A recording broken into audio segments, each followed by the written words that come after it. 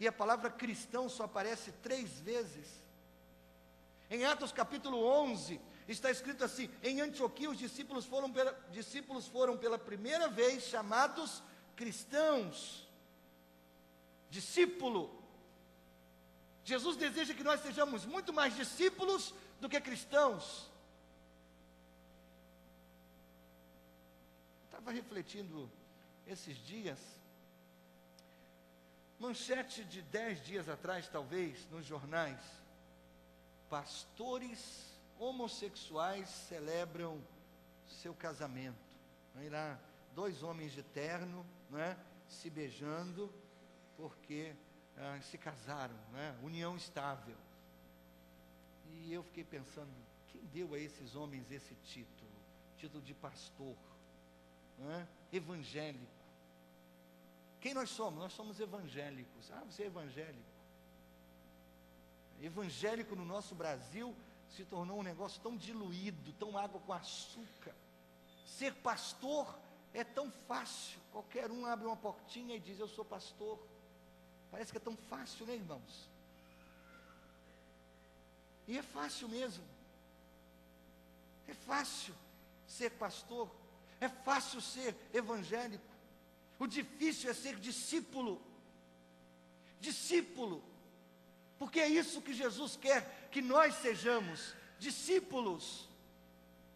Tente imaginar essa cena que nós acabamos de ler.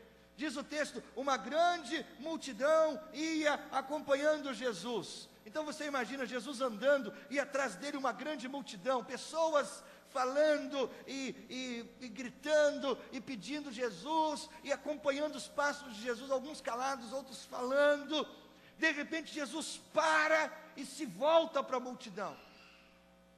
É uma cena dramática. Jesus atraía multidões, mas olha, ele nunca estava interessado em ser popular. Não era o interesse de Jesus ser popular.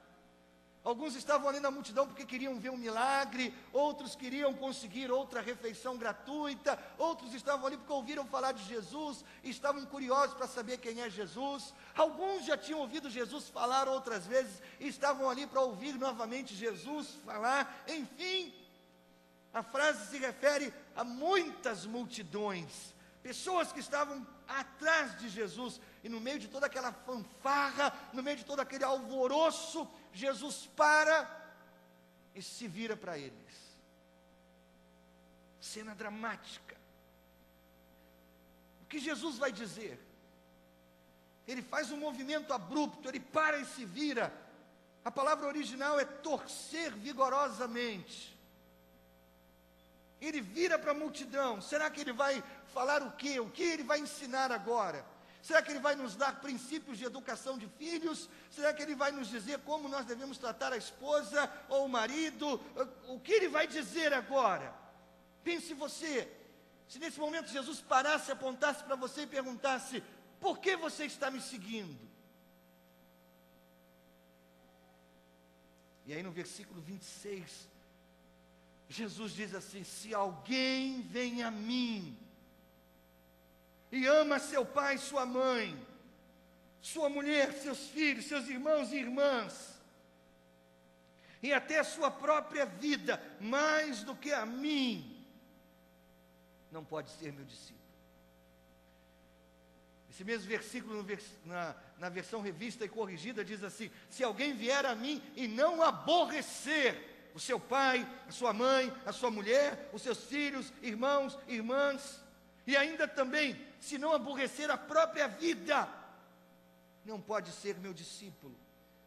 Deixe-me lembrar a você, essas palavras foram ditas pelo próprio Jesus, e elas são fortes, e elas são dirigidas para todos nós.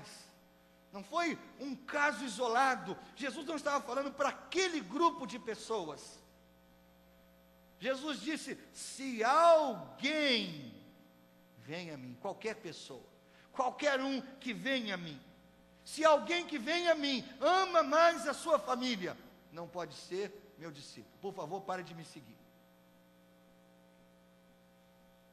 Irmãos, vamos permitir que as exigências do discipulado nessa passagem nos impactem. Você pode imaginar, Como essa declaração deve ter sido ofensiva para aquela cultura onde a honra aos pais era uma obrigação legal, onde a família era a mais alta alegria de um homem.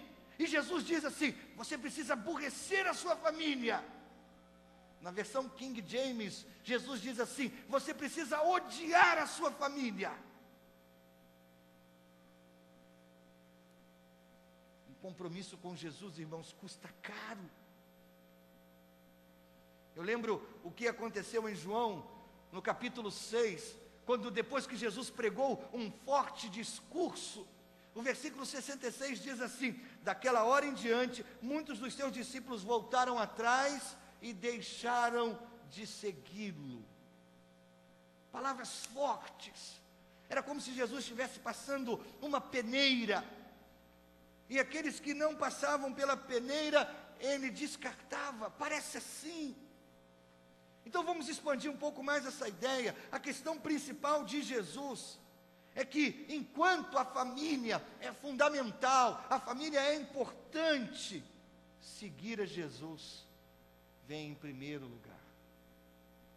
Essa é a ideia de Jesus.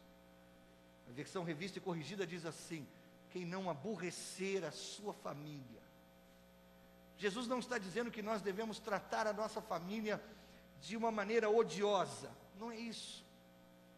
Jesus não está dizendo que nós temos que aborrecer a nossa família, que maltratar a nossa família. Na verdade, a Bíblia é muito clara. Ela diz que nós devemos honrar os nossos pais. A Bíblia diz que os maridos devem amar as esposas e as esposas respeitar os maridos. A Bíblia diz que os pais devem tratar os filhos de uma maneira que não irritem os seus filhos. Também diz que a mãe tem que amar os filhos. A Bíblia também ensina que os filhos adultos têm que cuidar dos pais quando eles não forem mais capazes de fazer isso sozinhos em idade avançada. Mas o que Jesus está dizendo aqui é que, comparado o nosso amor por Jesus, comparado ao nosso amor por pai, mãe, mulher, filhos, irmão, irmã, o meu amor por Jesus é tão grande que qualquer outro amor perto do meu amor por Jesus vai parecer ódio. Você entendeu? O meu amor pelo meu pai vai parecer ódio perto do meu amor por Jesus, perto do tamanho da minha paixão por Jesus. Os desejos do meu cônjuge, das minhas filhas, não vêm em primeiro lugar, a direção de Jesus vem. Irmãos, não é uma questão sentimental. Jesus está nos apresentando aqui uma questão de compromisso. Por favor, preste atenção nisso. Essa é uma mensagem para cristãos. Preste atenção nisso. Você faz parte da multidão que segue Jesus? Ou você de fato é um discípulo? Jesus usou figuras de linguagem para causar efeito impactante, inesquecível sobre as pessoas. Um exemplo disso está lá em Mateus 5, quando Jesus fala sobre o pecado. Ele diz: se a sua mão leva você a pecar, corte-as fora. É melhor entrar aleijado no reino dos céus do que ficar de fora. Jesus usa palavras para chocar, para causar impacto, para fazer a gente pensar bem. São palavras que têm paradoxo e chocam a gente. Mas talvez para algumas pessoas ainda seja fácil aborrecer pai e mãe. Eu acredito que algumas pessoas talvez estejam até felizes agora. Ai, que bom, eu não sabia que a Bíblia mandava eu aborrecer meus irmãos. Eu tenho feito isso todo dia. Aborrecer meu pai, aborreço minha mãe. Estou certo biblicamente. Não é bem isso. Cuidado. Mas ainda que para você seja fácil aborrecer pai e mãe, ainda que para você seja fácil não amar tanto seu pai e sua mãe, quanto você ama Jesus, Jesus vai mais fundo. Ele diz: